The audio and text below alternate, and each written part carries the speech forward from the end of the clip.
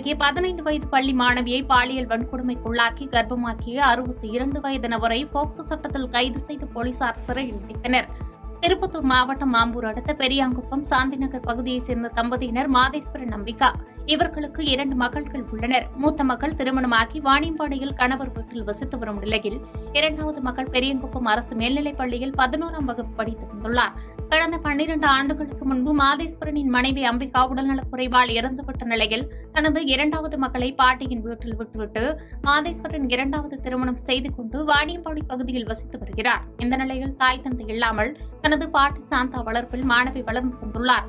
இந்த நிலையில் அப்பகுதியில் உள்ள கடைக்கு செல்லும் மாணவியை அழைத்து தனக்கு சில பொருட்கள் வாங்கி வரும்படி அப்பகுதியைச் சேர்ந்த 62 வயதான சேகர் என்பவர் பணம் கொடுத்து அனுப்புவதை வழக்கமாக கொண்டுள்ளார்.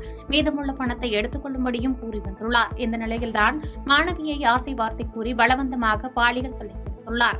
வீட்டிற்கு பயந்து இதனை சொல்லாமல் இருந்த மாணவிக்கு திடீரென வயிற்று வலி ஏற்பட்ட நிலையில் மருத்துவமனையில் அனுமதிக்கப்பட்டார். அங்கு அவரை பரிசோதித்த மருத்துவர் பள்ளி மாணவி கர்ப்பமாக உள்ளதாக தெரிவித்தனர். இதனால் அதிர்ச்சியடைந்த மாணவியின் பாட்டி இதுகுறித்து காவல்துறையினரிடம் புகார் அளித்துள்ளார்.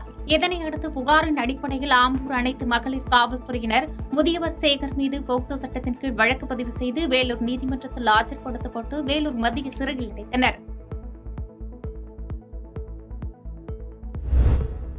திமுகவின் மொழியை பேசுபவராக இருக்கக்கூடிய விஜய் அரசியலுக்கு வருவதை குறித்து பாஜக பொருட்படுத்திக் கொள்ளப் போவதில்லை என பாஜக மூத்த தலைவர் ஹெச் ராஜா தெரிவித்துள்ளார். புதுக்கோட்டை கட்டியவயல் பகுதியில் செய்தியாளர்களை சந்தித்து பேசிய அவர் கட்சிக் கொடியை அறிமுகப்படுத்தியுள்ள நடிகர் விஜய்க்கு வாழ்த்துக்களை தெரிவித்துக் கொள்வதாக தெரிவித்தார்.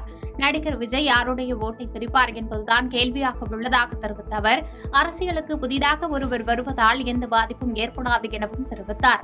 இந்தியாவில் தலித் ஒருவர் முதலமைச்சராக இருக்க முடியாது என திருமாவளவன் கூறியதை ஏற்றுக்கொள்ள முடியாது என தெரிவித்த அவர் பல மாநிலங்களில் பட்டியலினத்தை சேர்ந்தவர்கள் முதலமைச்சர்களாகியுள்ளனர் எனவும் பட்டியலிட்டார். உதயநிதி ஸ்டாலின் துணை முதலமைச்சர் என்ற கருத்து குறித்த கேள்விக்கு உதயநிதி ஸ்டாலின் துணை முதலமைச்சரானாலும் எந்த தாக்கமும் ஏற்பட போவதில்லை என கூறினார். அதோடு இல்லை, இந்த நாட்டினுடைய ஜனாதிபதியாகவே மலைவாழ் சமுதாயத்தைச் சேர்ந்த மேதகு ஜனாதிபதியாக நாம் போட்டிருக்கோம். இதுக்கு முன்னாடி கூட திரு ராம்நாத் கோவிந்த் அவர்கள் பட்டியல் சமுதாயத்தை சேர்ந்தவர் இருந்தார். அது மட்டும் இல்லை, ஏன் இங்கே அது ஆக முடியலைங்கிறதுக்கு அவர் இருக்கின்ற கூட்டணி திராவிட முன்னேற்ற கழகமும் திருமாவளவன் அவர்களும் பதில் சொல்லலாம். காரணம் என்ன? மற்ற மாநிலங்களில் இருந்திருக்கே, சகஜமாக இருந்திருக்கே. ஆந்திராவில் திரு டி அஞ்சையா அவர்கள் சீஃப் மினிஸ்டராக இருந்தார். அது நாடறியப்பட்ட ஒரு பட்டியல் சமுதாய தலைவராக திரு அஞ்சையா அவர்கள் இருந்தார்கள், பிரபலமான காங்கிரஸ் தலைவர். அதே மாதிரியாக மகாராஷ்டிராவில் திரு ஷிண்டே அவர்கள், ஷிண்டேயும் பட்டியல் சமுதாயத்தை சேர்ந்தவர் இருந்தார். பஞ்சாபில் இருந்தாங்க. உத்தரப்பிரதேசத்தில் செல்வி மாயாவதி அவர்கள் 4 முறை இருந்திருக்காரு. ஏன் தமிழ்நாட்டில் நடக்க மாட்டேங்குது? பாஜக உடனான திமுகவின் கள்ள உறவு வெட்ட வெளிச்சமாகியதால் எடப்பாடி பழனிசாமி மீது தனிநபர் தாக்குதல் நடத்தப்படுவதாக முன்னாள் அமைச்சர் ஆர். பி. உதயகுமார் விமர்சித்துள்ளார். மதுரை மாவட்டம் முசலம்பட்டி அடுத்த அத்திப்பட்டியில் அதிமுக உறுப்பினர் அடையாள அட்டை வழங்கும் விழாவில் முன்னாள் அமைச்சர் ஆர். பி. உதயகுமார் கலந்து கொண்டு தொண்டர்களுக்கு அடையாள அட்டைகளை வழங்கினார்.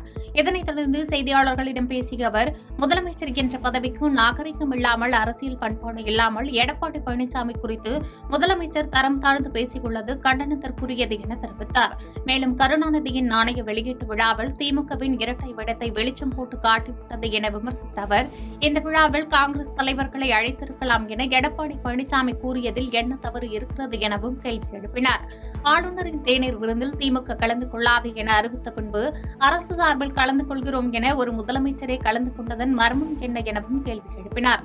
தமிழ் வாழ்க, இந்தி ஒழிக என வாழ்ந்து மறைந்த கலைஞர் கருணாநிதி திருவுருவம் குறித்த நாணயத்தில் இந்தி எழுத்து இருக்கிறதே, அது முதலமைச்சரின் கவனத்திற்கு தெரியுமா என எடப்பாடி பழனிசாமி கேட்ட கேள்வி தேச விரோத குற்றமல்ல எனவும் அவர் விளக்கமளித்துள்ளார்.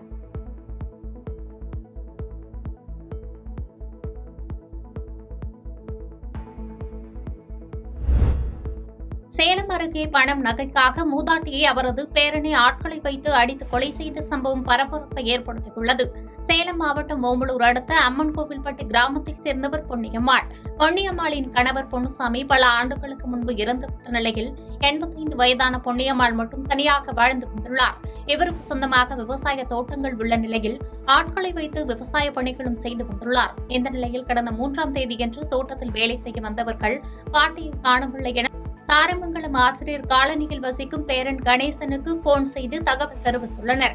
இதனையடுத்து தனது பாட்டியை காணவில்லை என தொலசம்பட்டி காவல் நிலையத்தில் கணேசன் புகார் அளித்தார். இது தொடர்பாக வழக்கு பதிவு செய்த போலீசார் பாட்டியின் பக்கத்து வீட்டில் வசிக்கும் பேரன் சித்துராஜ் மீது ஏற்பட்ட சந்தேகத்தின் காரணமாக அவரிடம் விசாரணை மேற்கொண்டனர். விசாரணையில் பொன்னியம்மாளின் பேரன் சித்துராஜ், அவரது நண்பர்கள் கருக்கப்பட்டி தனுஷ், அம்மன் கோவில்பட்டி மாரிமுத்து ஆகியோர் உதவியுடன் பொன்னியம்மாளை கொலை செய்து பரமத்தி வேலூர் காவிரி ஆற்றில் உடலை வீசியது தெரியவந்தது. இதனை அடுத்து 3 பேரையும் கைது செய்த தொலசம்பட்டி போலீசார் தொடர்ந்து விசாரணை நடத்தி வருகின்றனர். அப்போது தொழிலில் நஷ்டமடைந்த சித்துராஜ் சின்னப்பாட்டியான பொன்னியம்மாளிடம் உள்ள பணத்தை பறிக்க திட்டமிட்டுள்ளார். ஆனால் மூதாட்டி பொன்னியம்மாள் பணம் கொடுக்க மறுத்ததால் அவரை அடித்து கொலை செய்துள்ளார். இதையடுத்து பாட்டியிடமிருந்த தாலி, தோடு என 2 சவரன் தங்கம் மற்றும் 500 ரூபாய் எடுத்துக்கொண்டு சென்றுள்ளார். பின்னர் உடனடியாக அந்த நகையை தனியார் நகை அடக்கு நிறுவனத்தில் அடமானமும் வைத்துள்ளார். இதன் பிறகு பாட்டியின் உடலை சாக்கு மூட்டையில் கட்டி நண்பர்கள் உதவியுடன் காரில் பரப்பத்தி கொண்டு சென்று ஆற்றில் வீசியது விசாரணையில் தெரியவந்துள்ளது. தொடர்ந்து போலீசார் அவர்களை நீதிமன்றத்தில் ஆஜர்படுத்தி சிறையில் அடைத்தனர்.